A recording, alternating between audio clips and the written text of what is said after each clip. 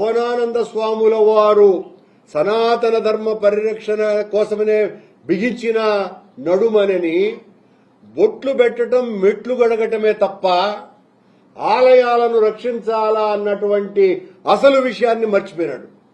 ఎంతసేపు బీజేపీకి కొమ్ముగాయాలా, ఆ బీజేపీని ఎలా మొయ్యాలా అన్నటువంటి విషయంలో తలమునకలై ఉండటం మూలంగా ఇంత ఘోరమైనటువంటి సంఘటన జరిగితే కూటమిలో ఉన్నటువంటి కాషాయ దళం కూడా స్పందించాల్సినటువంటి అవసరం ఉన్నది కదా.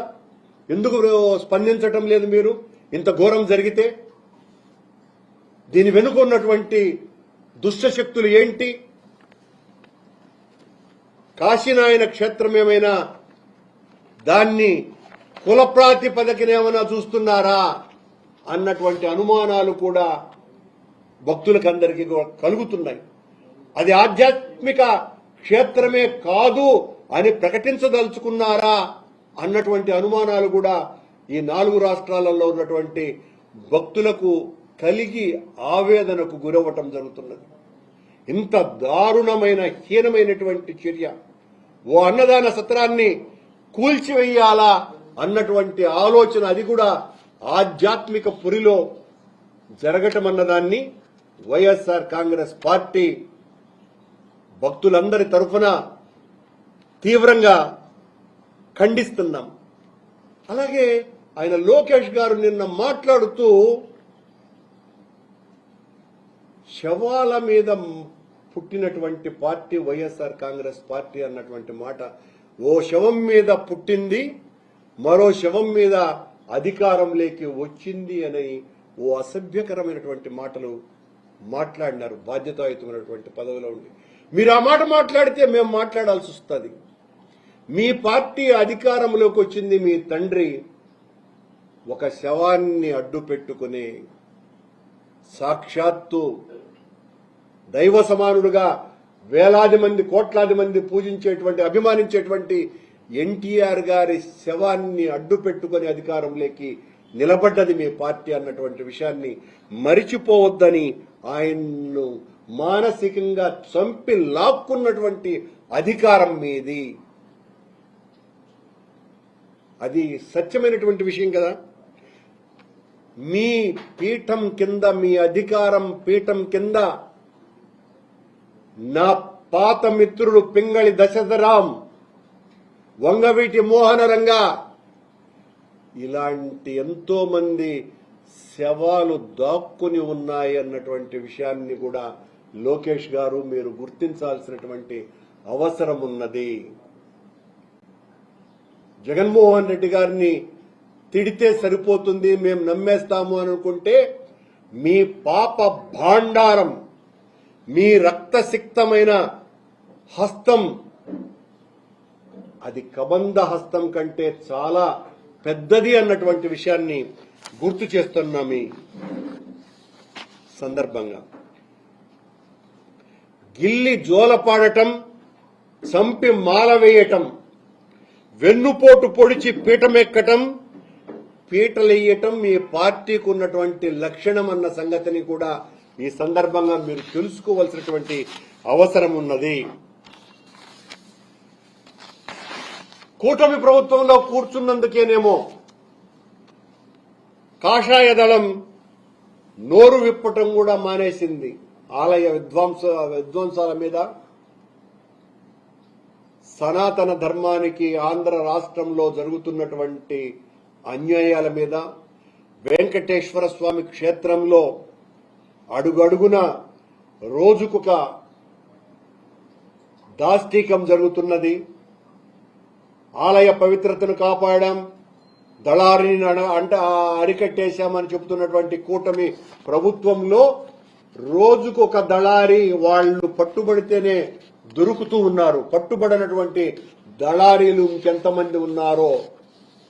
ఇదా పవిత్రతను మీరు కాపాడుతున్నటువంటిది? ఇదా లడ్డూ కౌంటర్ను లో కాలిపోతే ఇది ఆలయ పరిరక్షణ? ఇది పవిత్రతను కాపాడటమా? నిన్నేదో ఘనంగా మేము శ్రీవారి కళ్యాణం జరిపాము అమరావతి, మా ప్రభుత్వంలో ఇంత అద్భుతంగా మేము చేస్తాము అని చెప్తున్నటువంటి చంద్రబాబు నాయుడు గారికి ఒక సవినీయ విజ్ఞప్తి ఏమంటే, స్వామివారి శ్రీవారి కళ్యాణాలను ఆ రోజు మా ప్రియాతి ప్రియతమ నాయకుడు వైఎస్ రాజశేఖర్ రెడ్డి గారు ముఖ్యమంత్రిగా ఉన్నప్పుడు ఆయన ఆశీస్సులతో నేనే స్వామివారి కళ్యాణాలను బయటికి తీసుకొని వచ్చి వైభవోపేతంగా జరుపుతూ భక్తులనందరినీ కూడా ఒక పెద్ద ఆధ్యాత్మిక మునకలో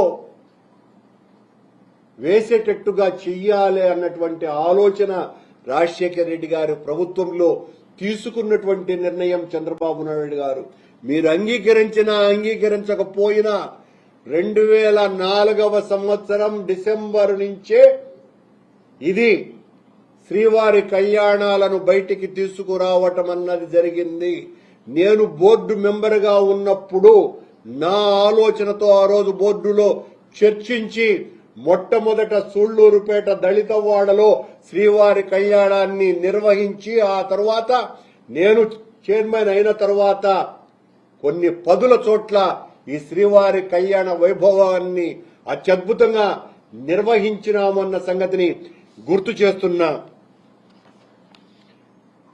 రెడ్ బుక్ గుడ్డితనం కమ్మి గతంలో ఆలయాలను కూల్చిన మడ్డి ఆలోచనలు మళ్లీ వచ్చి కాశీనాయన క్షేత్రంపై కాళికలా పడ్డది కూటమి ప్రభుత్వం.